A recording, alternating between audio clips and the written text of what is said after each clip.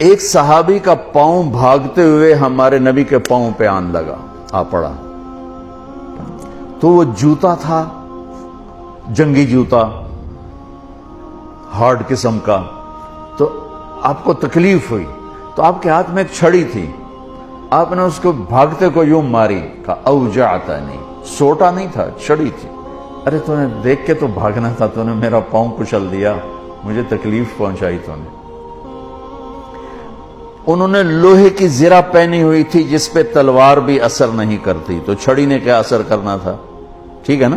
وہ کہتے ہیں جب میرے کان میں آواز پڑی اوجعتا نہیں، مجھے تم نے دکھ دیا، تو کہا مجھے یقین ہو گیا کہ اب میری خیر نہیں، اب اللہ تعالیٰ کی طرف سے کوئی وحی آئے گی، میری تباہی بربادی کا فیصلہ سنائے گی۔ کہ رات میں سو نہیں سکا، ساری رات جاگتا رہا۔ فجر کی نماز پڑھی تو اعلان، اپنے خیمے میں پہنچا تو اعلان ہوا جس شخص کا پاؤں اللہ کے نبی کے پاؤں پہ آیا تھا وہ حاضر ہو جائے، جس کا پاؤں نبی کے پاؤں پہ پڑ گیا تھا وہ حاضر ہو جائے۔ کہنے لگے، میں نے کہا اللہ ہو گئی نا گل پوری، اب پتہ نہیں تیرے لیے کیا سزا آ رہی ہے۔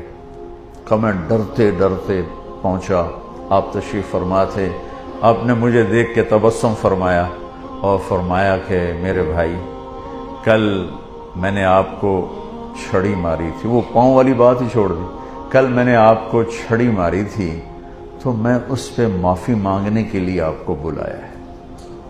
میں آپ کو پہلے کیا بتا چکا ہوں کہ لوہے کے لباس پر تو تلوار اثر نہیں کرتی، تو چھڑی کیا کرتی؟ کہ میں ایک تو آپ سے معافی مانگنی ہے اس لیے آپ کو بلایا ہے، اور دوسرا کیا، یہ ذرا سننے والی بات ہے، اور دوسرا وہ جو میں نے آپ کو چھڑی ماری تھی اس کے ازالے کے لیے میرے پاس ایک ہی تجویز آئی ہے ذہن میں، اللہ نے ڈالی ہے، یہ میرے پاس 60 اونٹنیاں ہیں، میں آپ کو گفٹ کرتا ہوں، لے جائیں۔ 60 اونٹنیاں، عرب کی سب سے قیمتی متاع اونٹنی تھی، اونٹ بھی نہیں، اونٹ سے تو آگے نسل نہیں چلتی نا، اونٹنی بچے دیتی ہے، تو 60 اونٹنیاں اس کو دیں ایک چھڑی مارنے پر۔